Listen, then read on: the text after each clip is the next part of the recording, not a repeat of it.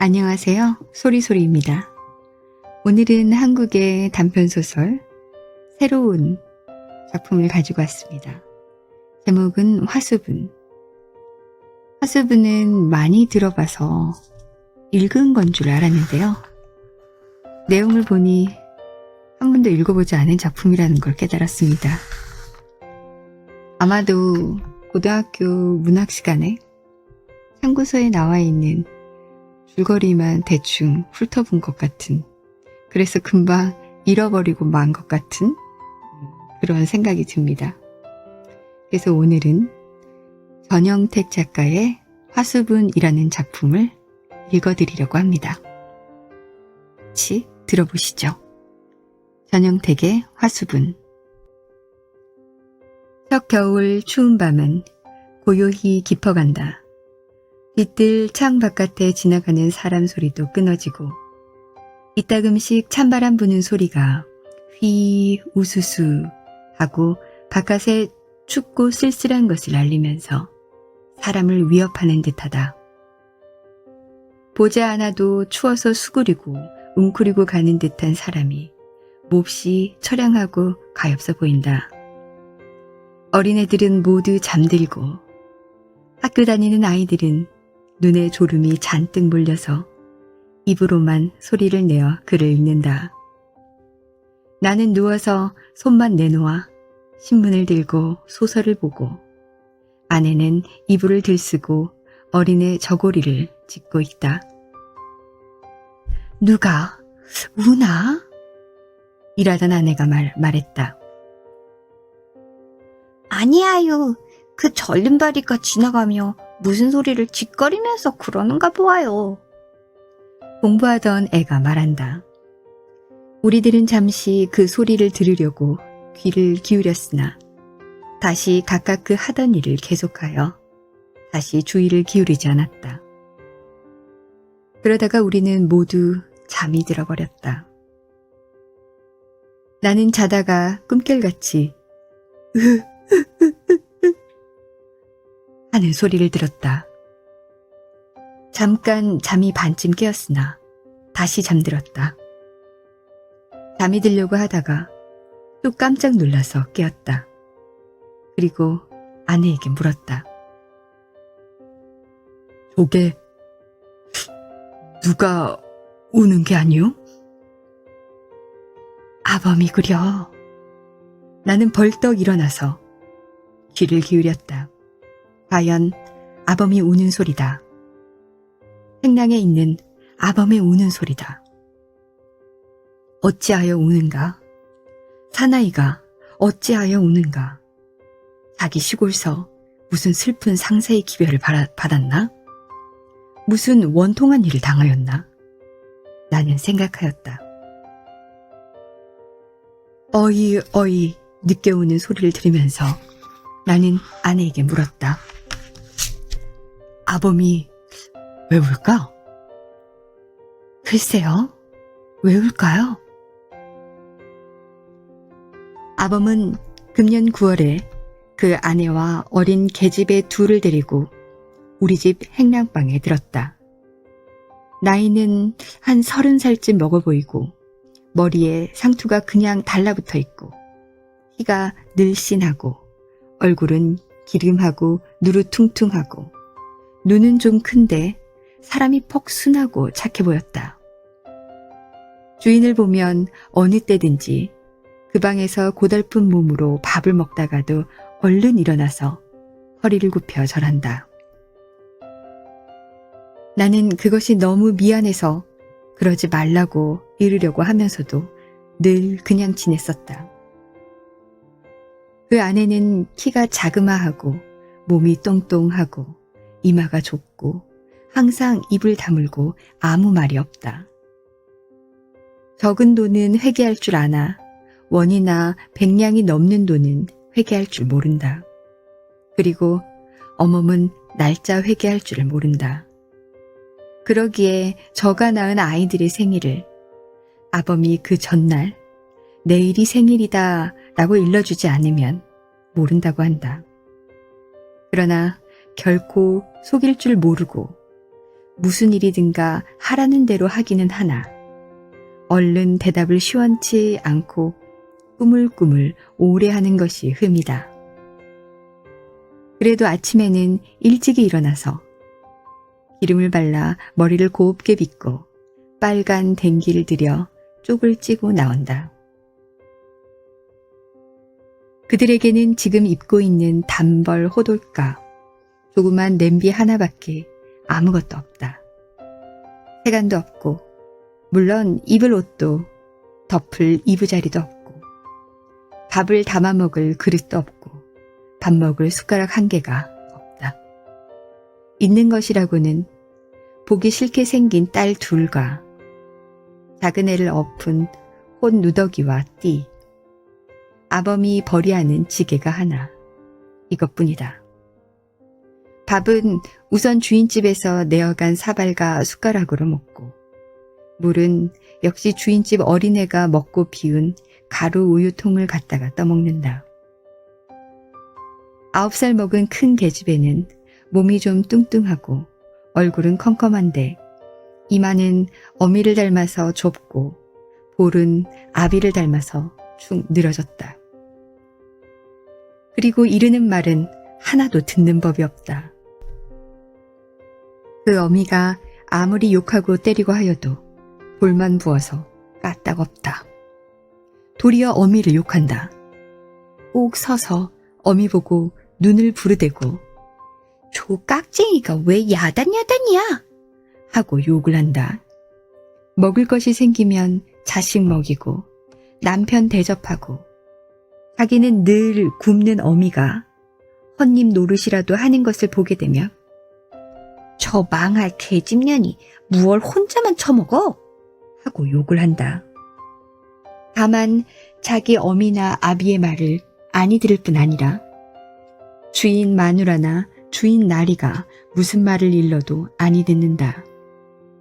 먼 데 있는 것을 가까이 오게 하려면 손수 붙들어 와야 하고 가까이 있는 것을 비키게 하려면 붙들어다 치워야 한다. 다음에 작은 계집애는 돌을 지나 3살을 먹은 것인데 눈이 커다랗고 입술이 삐쭉 나오고 걸음은 겨우 빼뚤빼뚤 걷는다. 그러나 여태 말도 도무지 못하고 새벽부터 하루 종일 붙들어 매어 끌려가는 돼지 소리 같은 크고 흉한 소리를 내어 울어서 한 해를 보낸다. 울지 않는 때라고는 먹는 때와 자는 때뿐이다. 그러나 먹기는 썩 잘 먹는다. 먹을 것이라도 눈앞에 보이기만 하면 죄다 빼앗아다가 2다리 사이에 넣고 다리와 팔로 웅크리고 웅웅 소리를 내면서 혼자서 먹는다.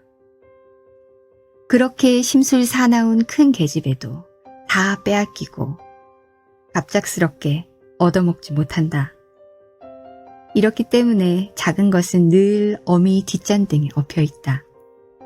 만일 내려놓아 버려두면 땅바닥을 벗은 몸으로 2다리를 턱 내뻗치고 묶여가는 돼지 소리로 동리가 요란하도록 냅다 지른다. 그래서 어멈은 밤낮 작은 것을 업고 큰 것과 싸움을 하면서 얻어먹지도 못하고 물깃고 걸레질하고 빨래하고 서서 돌아간다.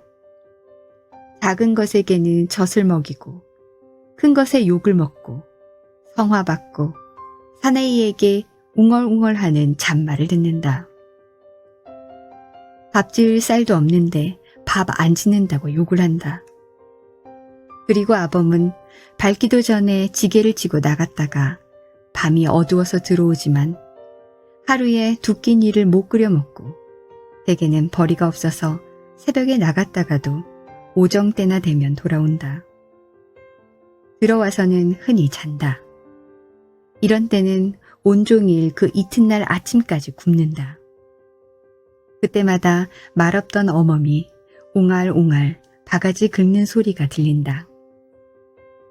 어멈이 그 애들 때문에 그렇게 애쓰고 그들의 살림이 그렇게 어려운 것을 보고 나는 이따금씩 이렇게 생각하였다.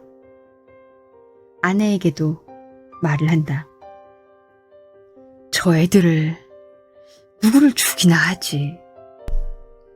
위에 말한 것은 아범과 그 식구의 대강한 정형이다.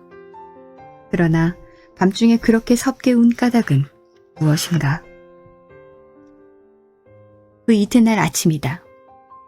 마침 일요일이기 때문에 나에게는 한가한 틈이 있어 어멈에게 그 내용을 들을 기회가 있었다. 지난밤에 아범이 왜 그렇게 울었나 하는 아내의 말에 어멈의 대답은 대강 이러하였다. 어멈이 늘 쌀을 팔러 댕겨서 저 뒤에 쌀가게 그 마누라를 알죠. 그 마누라가 퍽 고맙게 굴어 이따금 앉아서 이야기도 했어요. 때때로 그 애들을 데리고 어떻게나 지내나 하고 물어요. 그럴 적마다 죽지 못해 살죠 하고 아무 말도 아니했어요. 그랬는데 한 번은 큰애를 누구를 주면 어떠냐고 그래요. 그래서 제가 데리고 있다가 먹이면 먹이고 죽이면 죽이고 하지. 제 새끼를 어떻게 남을 줍니까? 그리고 워낙 못생기고 아무 철이 없어서 어미 애미나 기르다가 죽이더라도 남은 못 주어요. 남이 가져갈 게 못 됩니다. 그것을 데려가시려는 댁에서는 길러 무엇하겠습니까? 돼지면 잡아서 먹지나 하죠. 하고 저는 줄 생각도 아니했어요. 그래도 그 마누라는 어린 것이 다 그렇지 어떤가. 어서 좋은 댁에서 달라니 그냥 보내게. 잘 길러 시집 보내주신다는데. 그리고 여태 젊은이들이 벌어먹고 살아야지.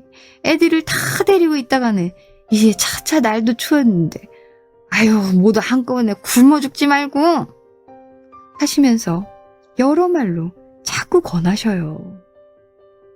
말을 들으니까 그랬으면 좋을 듯도 하기에 그럼 저희 아범 보고 말을 한번 해보죠. 했죠.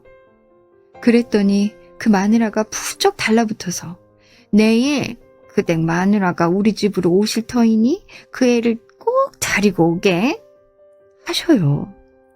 해서 저는 글쎄요 하고 돌아왔죠. 돌아와서 그날 밤에 그젯밤에 오시다. 그젯밤이 아니라 어제 아침에 오시다. 요새 저는 정신이 하나도 없어요. 그래 밤에는 들어와서 반찬 없다고 밥도 안 먹고 혼에서 쓰러져 자길래 그런 말을 못하고 어제 아침에야 그 이야기를 했죠. 그랬더니 내가 아나? 임자 마음대로 하게 그려. 그러고 일어서서 지게를 지고 나가버리는 게 아니겠어요? 그러고는 저 혼자서 온종일 요리조리 생각을 해보았죠. 아무려나 제 자식을 남을 주고 싶지는 않지만 어떻게 합니까? 아씨가 아시듯이 이제 새끼가 또 하나 생깁니다. 그려. 지금도 어려운데 어떻게 둘씩 셋씩 기릅니까? 그래서 차마 발길이 안 나가는 것을 오정때가 돼서 데리고 갔죠. 아니 이 짐승 같은 계집애는 아무것도 모르고 따라 나서요. 앞서가는 것을 뒤로 보면서 생각하니까 어째 마음이 안 되었어요. 하면서 어멈은 울먹울먹한다. 눈물이 핑 돈다. 그런 것을 데리고 갔더니 참말 웬 알지 못하는 마누라님이 앉아 계셔요. 그 마누라가 이걸 호떡이라 군밤이라 감이라 먹을 것을 사다 주면서 나하고 우리 집에 가 살자. 이쁜 옷도 해주고 맛난 밥도 먹고 좋지. 나하고 가자. 이러시니까 이 계집애가 먹기에 미쳐서 대답도 아니하고 앉았어요. 이 말을 들을 때에 나는 그 계집애가 우리 마루 끝에 서서 우리 집 어린애가 감 먹는 것을 바라보다가 내버린 감 꼭지를 쳐다보면서 그 꼭지를 집어가지고 나가던 것이 생각났다. 어멈은 다시 이야기를 이어 그래 제가 어쩌나 보려고 그럼 너 저 마님 따라가 살래? 나는 집에 갈 터니 했더니 저는 본체만 체하고 머리를 끄덕끄덕해요. 그래도 미심해서 정말 갈 테야? 가서 울지 않을 테야?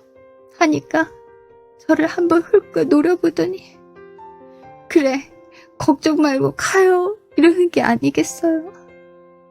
하도 어이가 없어서 그냥 내버리고 집으로 돌아왔죠.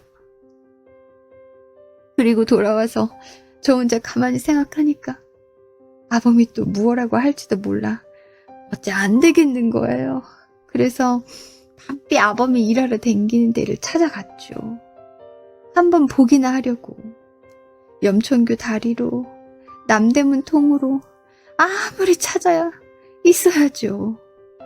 몇 시간을 애써 찾아댕기다가 할 수 없이 그 댁으로 도루 갔지요. 갔더니 계집애도 그 마누라도 벌써 떠나가 버렸겠지 뭐예요.